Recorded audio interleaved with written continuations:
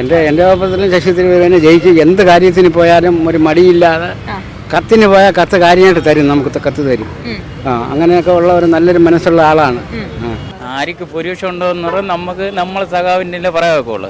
നമുക്ക് നമ്മളെ സഖാവ് തോന്നുന്നു BJP സ്ഥാനാർത്ഥി. രാജീവ് ചന്ദ്രൻ. അതെ, മാർക്സിസ്റ്റ് പാർട്ടിയിലെ ആളാണ്, പാർട്ടി മെമ്പറാണ്. ഞാൻ പന്ന്യൻ രവീന്ദ്രനെ കൊടുക്കും. ഇവിടെ ശശി തരൂർ. എൻ്റെ അഭിപ്രായത്തിൽ എന്ന് പറയുന്നത് ഇവിടെ പന്ന്യൻ രവീന്ദ്രൻ ജയിക്കും. പോയ മണ്ഡലം പന്ന്യനിലൂടെ തിരിച്ചു പിടിക്കും. കഴിഞ്ഞ 3 തവണയായി ശശി തരൂർ പ്രതിനിധീകരിക്കുന്ന കോൺഗ്രസ് കോട്ടയാണ് തിരുവനന്തപുരം. 2009, 2014, 2019 എന്നീ 3 ലോക്സഭാ തിരഞ്ഞെടുപ്പുകളിലും കോൺഗ്രസ് നേതാവായ ശശി തരൂരാണ് വിജയിച്ചു കയറിയത്.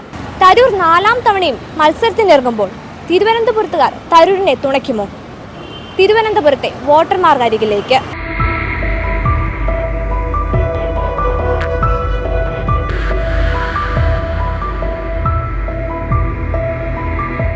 തിരുവനന്തപുരത്തിലെ ശശി തരൂർ തക്കതാവാൻ ശക്തമായി ജയിക്കും. കാരണം അദ്ദേഹം ഒരു വിദ്യാഭ്യാസ ഉന്നതനാണ്. എല്ലാ കാര്യങ്ങളും തിരുവനന്തപുരം ജില്ലയിലല്ല, കേരളത്തിലല്ല, ഇന്ത്യയിലല്ല, ലോകമെമ്പാടുമുള്ള ജനങ്ങളെ കാര്യങ്ങൾ അറിയാനുള്ള ഏറ്റവും വലിയ വിദ്യാഭ്യാസ സമ്പന്നനായ അദ്ദേഹത്തെ ജയിപ്പിക്കേണ്ട ധാർമ്മിക ഉത്തരവാദിത്വം നമുക്കുള്ളതാണ്, ഓരോ പൗരനുള്ളതാണ്.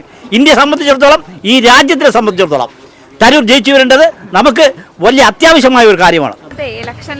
ലോക്സഭാ ഇലക്ഷനില് ആർക്ക് ഭൂരിപക്ഷം ഉണ്ടാവുമെന്നാണ് താങ്കൾക്ക് തോന്നുന്നത്? ആർക്ക് ഭൂരിപക്ഷം ഉണ്ടോ എന്ന് പറഞ്ഞാൽ നമുക്ക് നമ്മളെ സഖാവിൻ്റെ പറയാവുള്ളൂ. നമുക്ക് നമ്മളെ സഖാവ് പന്ന്യൻ രവീന്ദ്രൻ. എൻ്റെ അഭിപ്രായത്തിലും ശശി തരൂരിനെ ജയിച്ച് എന്ത് കാര്യത്തിന് പോയാലും ഒരു മടിയില്ലാതെ കത്തിന് പോയാൽ കത്ത് കാര്യമായിട്ട് തരും, നമുക്ക് കത്ത് തരും. അങ്ങനെയൊക്കെ ഉള്ള ഒരു നല്ലൊരു മനസ്സുള്ള ആളാണ്. അയാൾ ജയിക്കുമെന്നാണ് എനിക്ക് ഇപ്പോഴും വിശ്വാസം. എനിക്ക് വലിയ അഭിപ്രായമൊന്നുമില്ല. ഇല്ല, എന്നാലും ആർക്കാ ഒരു ഭൂരിപക്ഷം ഉണ്ടാവാൻ തോന്നുന്നേ? ഭൂരിപക്ഷം കൂടുതലും LDF നായിരിക്കും. എൻ്റെ അഭിപ്രായം പറഞ്ഞാൽ കേരളം സംബന്ധിച്ചിടത്തോളം പിണറായി വിജയനെ കുറിച്ച് എല്ലാവരും മടുത്തു. അതേപോലെ ആൾ ഇന്ത്യ ലെവലിൽ BJPയെ കുറിച്ച് എല്ലാവരും മടുത്തു.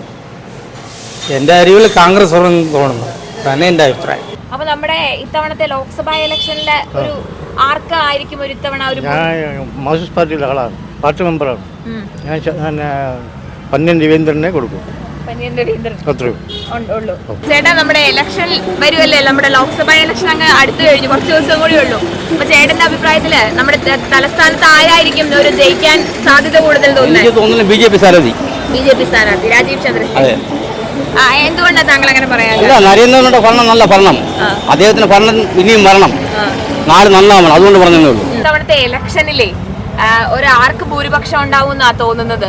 ഇവിടെ UDF ശശി തരൂർ.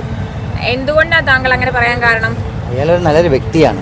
പിന്നെ ഐക്യരാഷ്ട്ര സംഘടനയിലേക്ക് അത് മത്സരിച്ചിട്ടുള്ളതല്ലേ, അങ്ങനെ ഒരു വ്യക്തിയൊക്കെ നല്ല ഇതാണ്, ആളിയൊക്കെ നല്ല അഭിപ്രായമാണ്. എന്താ ചേട്ടന്റെ അഭിപ്രായത്തില്? എൻ്റെ അഭിപ്രായത്തിൽ എന്ന് പറയുന്നത് ഇവിടെ പന്ന്യൻ രവീന്ദ്രൻ ജയിക്കും.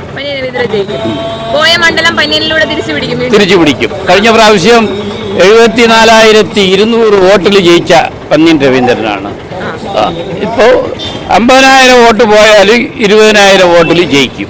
20,000 ഭൂരിപക്ഷം ഉണ്ടാവും.